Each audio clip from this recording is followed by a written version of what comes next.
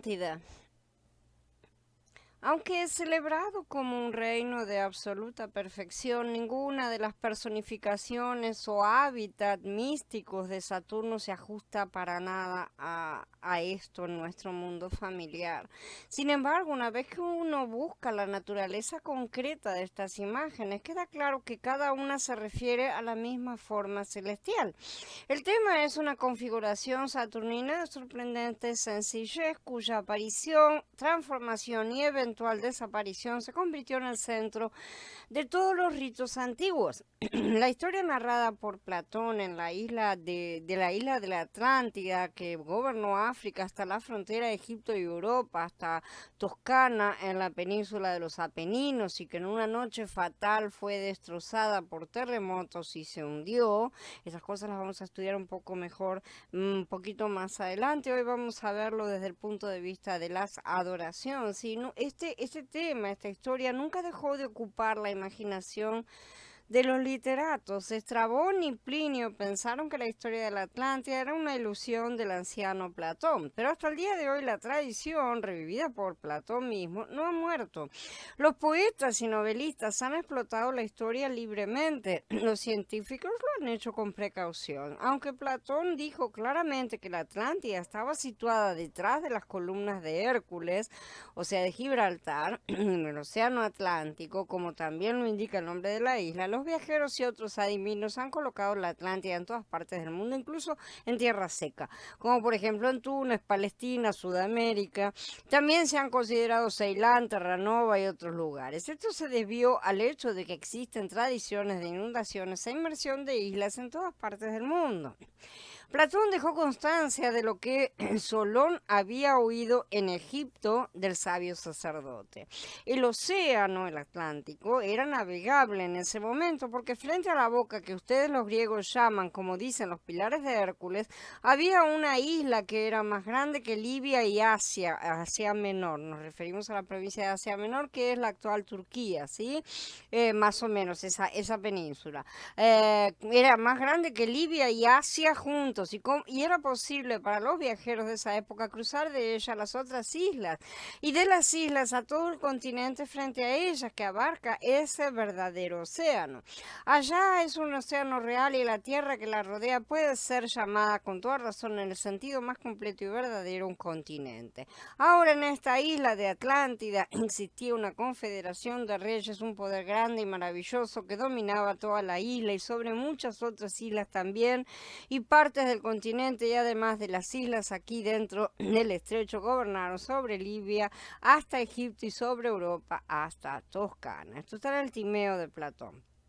En el siglo XIX los barcos navegaban por el Océano Atlántico para explorar su lecho, ¿no es cierto?, en busca de la Atlántida, y antes de la Segunda Guerra Mundial existían sociedades científicas con el único propósito de explorar el problema de la isla hundida. La ciencia actual lo ha relegado al cajón de las leyendas y mitos impropios de ser explorados, y lo que la humanidad ciega y necia no sabe es que todo lo que es oficialmente ridicularizado es secuestrado para ser investigado en privado. Porque ellos buscan los beneficios de todas las cosas y buscan también recuperar este mundo perdido. La Atlántida puede muy bien haber existido en la nueva humanidad entre la recreación y el diluvio de Noah muy probablemente, pero si existió aquí una civilización con este nombre, no fue la original. Vamos a entender por qué digo estas cosas a medida que avanzamos, ¿no es cierto? Aunque ya tienen bastante pauta como para darse una idea de lo que estoy diciendo. Precisamente porque vamos a ver cómo estas cosas se repiten una y otra vez en todas partes, pero unas son aprobadas y otras no por Yahweh. Necesitamos ver qué las distingue. Hay muchas pautas que son exactamente iguales o tan semejantes que uno diría cuál es la figura original y cuál es la secundaria o la copia. El asunto es muy complejo y difícil de analizar. No pretendan levantar respuestas en mitad del camino, realmente, porque necesitamos todas las piezas, son muchísimas, para poder montar el rompecabezas completo. Este es el rompecabezas de la humanidad y no lo vamos a resolver en 2 charlas, lamentablemente. Se ofreció mucha especulación, no solo sobre el paradero de Atlantis, sino también sobre los logros culturales de sus habitantes. Platón, en otra obra suya, el Critias, escribió un tratado político y como ningún lugar real del mundo podía haber sido el escenario de su utopía, él quería retratar algo perfecto, eligió para esto la isla hundida, ¿sí? Los estudiosos modernos, al encontrar cierta afinidad entre las culturas estadounidenses, egipcia y fenicia, piensan que la Atlántida puede haber sido el vínculo intermedio y vean bien cuáles son las naciones que acabo de nombrar, porque a través de ellas pasa el conglomerado de las señales Illuminati, ¿sí? Aunque no fueron los únicos en perseguir estas cosas, por supuesto, pero los nazis, por ejemplo, también las buscaron y muchos otros también las han buscado. Hay mucha probabilidad en estas especulaciones. Aquí viene un punto interesante que nos va a ayudar a entender muchas cosas. Platón dijo que Solón le contó la historia a Critias el mayor, que el joven Critias, que era amigo de Platón, la escuchó de su abuelo cuando tenía 10 años. Critias, el más joven, recordó que le habían dicho que la catástrofe que sobrevino a la Atlántida ocurrió 9000 años antes. A pesar de que ciertos autores han asegurado que hay un cero de más aquí, yo no creo que sea así. No se han agrandado los recuerdos, pero ciertamente considero que se han mezclado las cosas, como ya lo hemos visto, nos ha pasado con los temas de los diluvios. Probablemente ya estuvieran mezcladas en el conocimiento de Critias el menor, o bien que el nieto, al ser tan joven cuando oyó estas cosas, terminó unificándolas, y es que supo que había dos, ¿no es cierto? Ya que eran demasiado similares. La humanidad las ha unificado, así como ha mezclado los diluvios, como ya estudiamos, diluvios que no fueron tales, ¿no? Porque hubo grandes inundaciones, pero no fueron diluvios universales, como la de Ojigen, ¿no es cierto?, que vimos, que fue mezclado con el de Deucalión.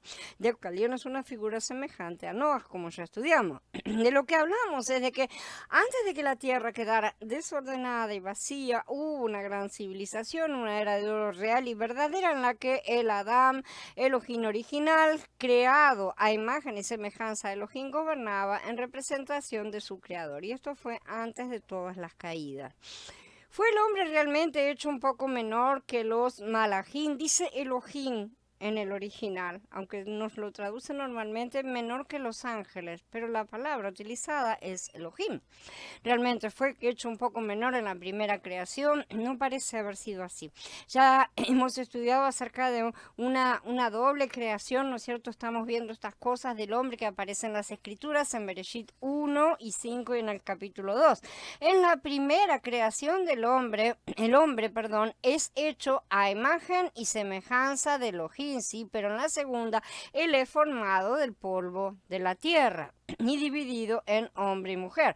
De manera que el Adán original era un ser como los malajim y aún superior, probablemente de manera que tenía realmente cualidades sobrehumanas en cuanto a lo que es la humanidad actualmente, evidentemente. No solo no moría, sino que no tenía deterioro físico y además tenía muchas otras cualidades. Este reino era perfecto en todos los sentidos y la paz y la prosperidad reinaban en toda la tierra. No había necesidad de trabajar, que es un castigo instituido en la caída del hombre en Bereshit 3, eso tenemos que recordarlo. Y en general, si nos atenemos a las antiguas descripciones, si los hombres tenían largas y buenas vidas, vivían a la luz de su creador, hasta que el Adán Elohim reclamó para sí el derecho de hacerse pasar por el creador. Esto que no es un mito, sino una historia demasiado lejana para nosotros, es la base de las historias de todas las civilizaciones del mundo, lo cual es demasiado, o sea, junto con tantas otras casualidades, demasiada como para atribuir todas estas cosas a copias de ideas. Esta Atlántida ha sido el sueño de todas estas civilizaciones y veremos que en verdad tenemos la promesa del Padre de que ciertamente regresaremos a ella, a la verdadera, sin usurpadores, porque si realmente hubo un reino, y a ese reino es a donde el Padre quiere llevarnos de regreso.